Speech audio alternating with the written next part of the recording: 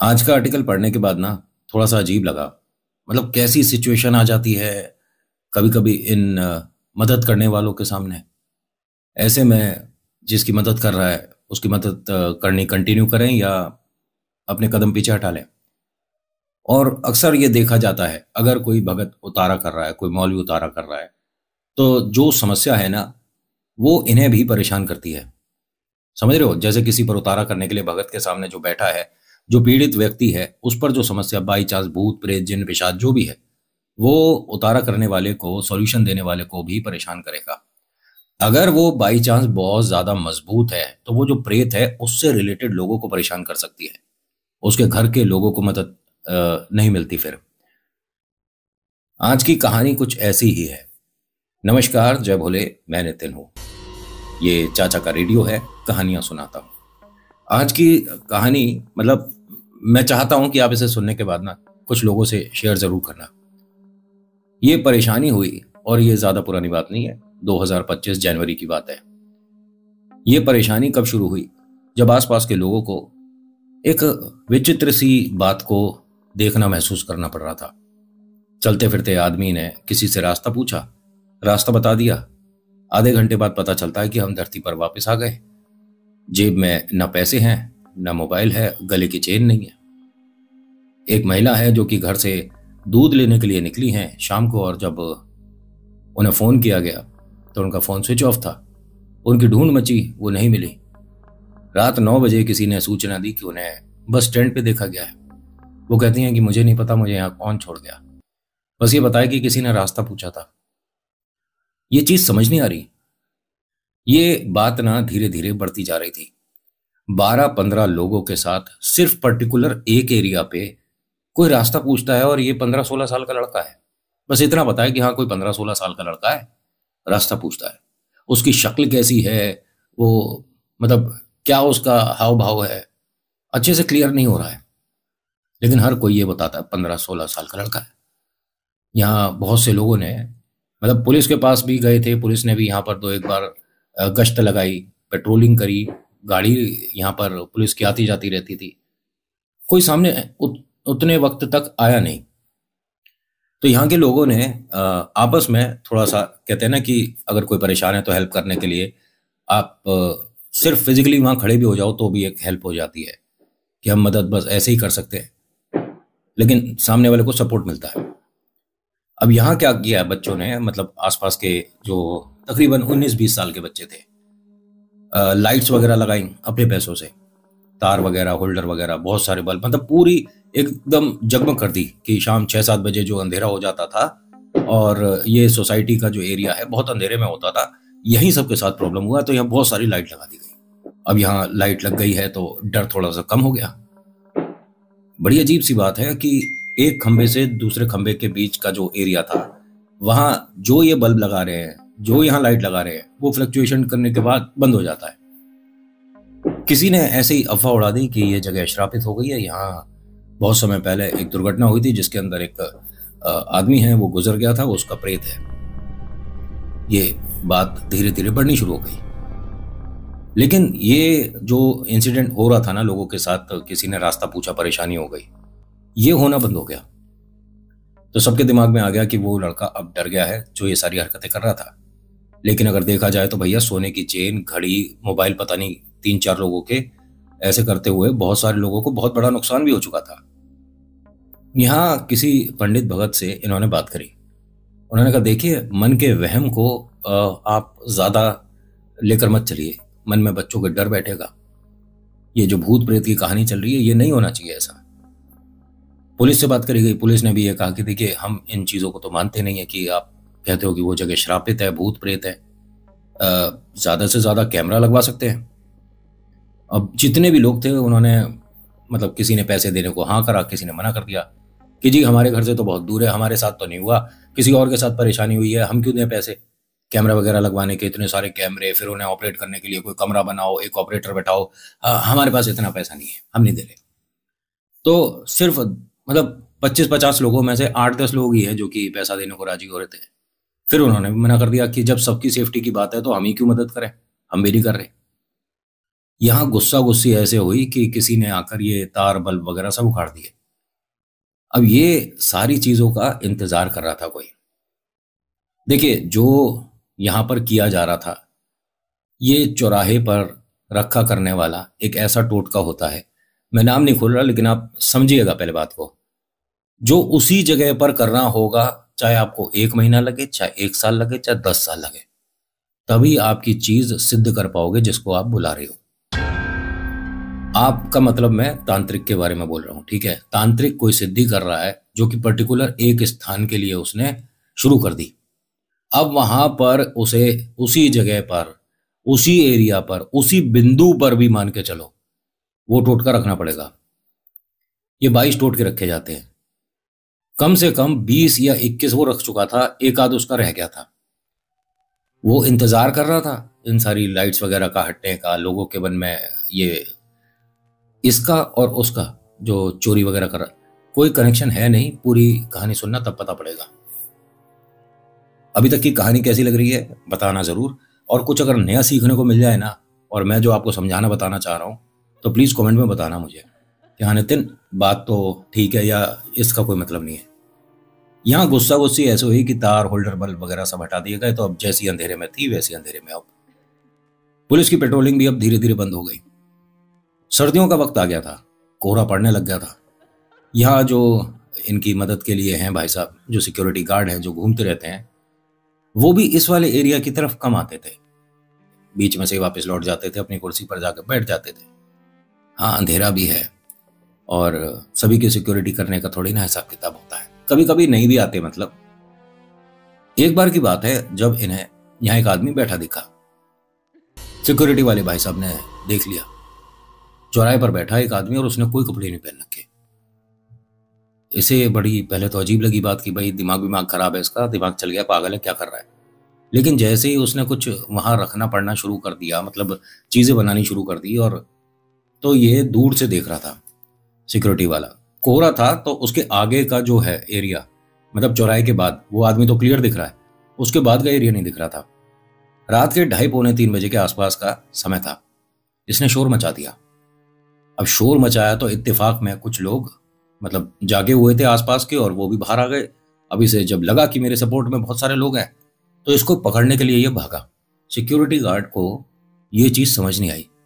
आदमी है, उसने कपड़े नहीं पहन रखे, और जैसे ही मैंने जाकर उसे पकड़ा है कि मैंने चोर पकड़ लिया, मुझे मतलब महसूस हुआ है कि मैंने किसी इंसान को ऐसे कॉली भर के पकड़ लिया है।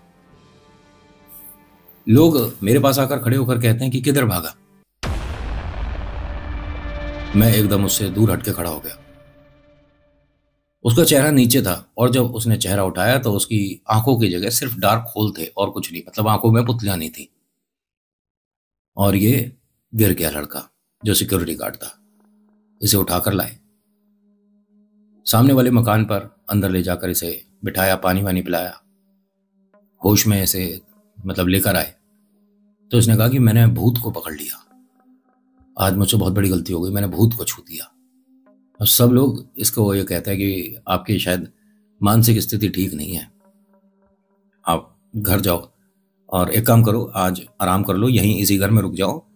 और बड़ी सी उम्र के हैं ये, मतलब तो इसलिए इनके सपोर्ट में बोल भी दिया कि तबीयत खराब हो सकती है, मौसम भी सर्द है।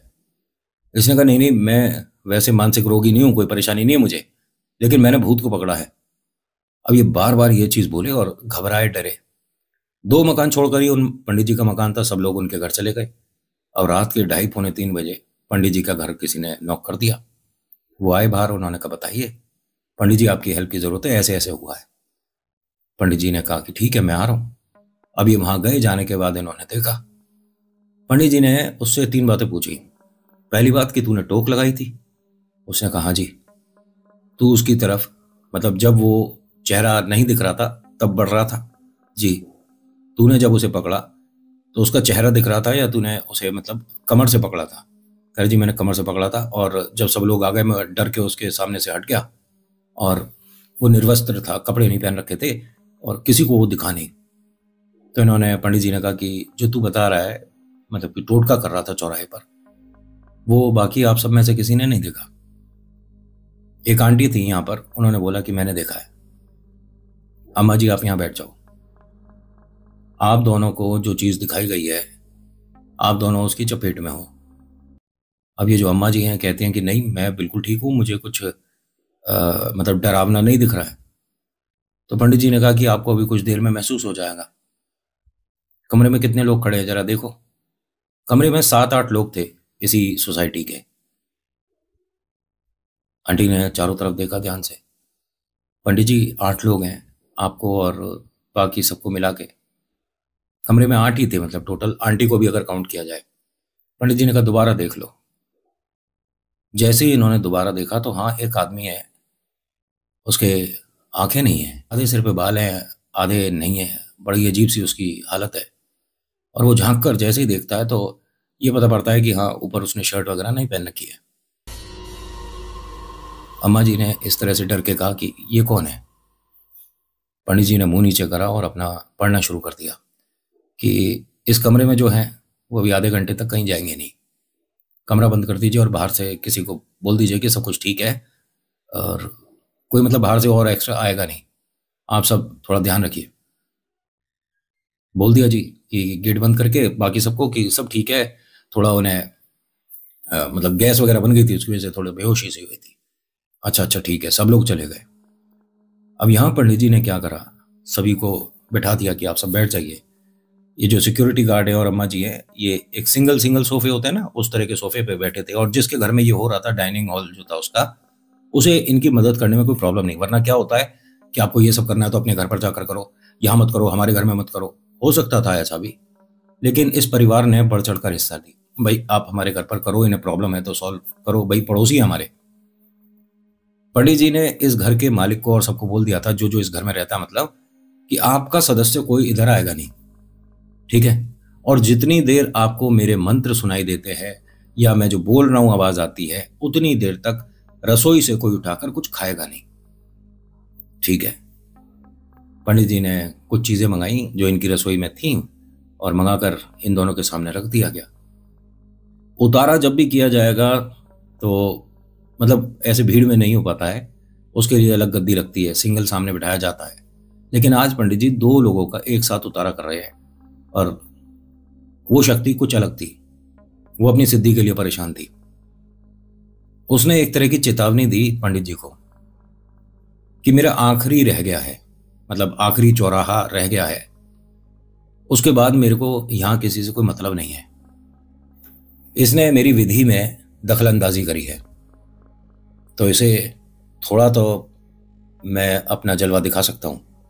पंडित जी ने कहा कि इन दोनों की कोई गलती नहीं है, तो इन दोनों के ऊपर से अपना हाथ हटा दे। ये दोनों सिर्फ आसपास के लोगों की मदद कर रहे हैं और अम्मा की तो कोई गलती नहीं है। इन्होंने तो बस वो देखा जो तू प्रसाद रख कर गया है। मैं नहीं रख के गया, मैं उस प्रसाद को स्वीकारने आया था। आप समझ रहे हो कौन बात कर रहा है? ये पंडित जी से बात कर रहा है। ये एक हल्का सा सवाल आया होगा कि ये आर्टिकल मैं बताने वाले को कैसे पता कि ये सवाल हो रहे थे, पंडित जी ने बताया होगा ना। ये दोनों जने बात कर रहे हैं, ये आंटी हैं ये भी बोल रही हैं और ये जो सिक्योरिटी वाला है ये भी बोल रहा है। लेकिन इन दोनों का मुंह जैसे चलता है ना बात करते में, ऐसे चल नहीं रहा, बस खुला हुआ है और आवाज आ रही है। जितने बाकी लोग खड़े थे नहीं, 5-6 लोग और जो है, मतलब 7 लोग, हाथ पैर ठंडे हो गए। अपने सामने इस तरह के किसी आदमी को देखो जिसका मुंह खुला है लेकिन बात कर रहा है। थोड़ा सा आपको अजीब लगेगा और क्लियर बोल रहा है। अब यहाँ पंडित जी ने जब अपनी प्रक्रिया शुरू करी, जो चीज़ें सामने रखी थी, दिक्कतें बहुत सारी आ रही थी। लेकिन ये जो आंटी है ये एकदम क्या बोलते हैं कि मुझे घर जाना है और मैं बिल्कुल ठीक हूँ। पंडित जी ने कहा कि अभी आप नहीं जा सकते, दोनों के साथ समस्या है। उन्होंने कहा जब मैं कह रही हूँ कि बिल्कुल ठीक हूँ, मुझे कोई प्रॉब्लम नहीं है, ना मुझे कोई अब डरावना चेहरा दिख रहा, आसपास कुछ नहीं दिख रहा। उन्होंने कहा ठीक है अम्मा जी आप थोड़ी देर बैठ तो जाइए। अब ये जिद करने लगी। सभी लोगों को बोला कि आप कोशिश रखिए थोड़ा अम्मा जी को बैठाए रखें, मतलब कहीं जाए ना, वरना ये जो सिक्योरिटी गार्ड है ना, सारी समस्या इसके ऊपर आ जाएगी। दोनों के ऊपर जो उसका हाथ है, मैं दोनों के ऊपर से कोशिश करूंगा हटाने की। ये भाई साहब बहुत मुश्किल से कंट्रोल में आई। इन्हें बिठाया गया वापस से। पंडित जी ने इनके हाथ वगैरह जोड़े और कहा कि अम्मा आपके बालक जैसा ये जो सिक्योरिटी गार्ड है, ये प्राण से चला जाएगा अगर आप यहाँ से उठकर चले गए। वो मतलब पूरा जैसे होता है ना कि परेशानी एक के ऊपर अभी तो बटी हुई है उसकी परेशानियां, आप इसका कष्ट अपने ऊपर झेल रहे हो ना, कुछ देर के लिए रुक जाओ। मैं बस आपसे विनती कर सकता हूँ। अम्मा ना बार बार मतलब कुछ अजीब तरीके से बात कर रही थी। मतलब ये जो सिक्योरिटी गार्ड है ना, ये शांत बैठा था और जितनी भी एक्टिविटी हो रही है वो माता जी के माध्यम से हो रही थी। कभी दांत किटकिटा रही हैं, बाल लंबे कर रही हैं, अपने जो ईयर हैं उन्हें मरोड़ना शुरू कर देती हैं, बेचैन हो रही थी, बहुत ज़्यादा विचलित। पंडित जी ने कहा कि मेरे को आप बताओ क्या लगाऊं भोग में जो इन दोनों के सामने से समस्या हटे। इसने जो चीज़ मांगी, जो लोग यहाँ रहते हैं, पंडित जी ने दरवाजे पर खड़े होकर उनसे पूछा कि आपके घर में है क्या ये।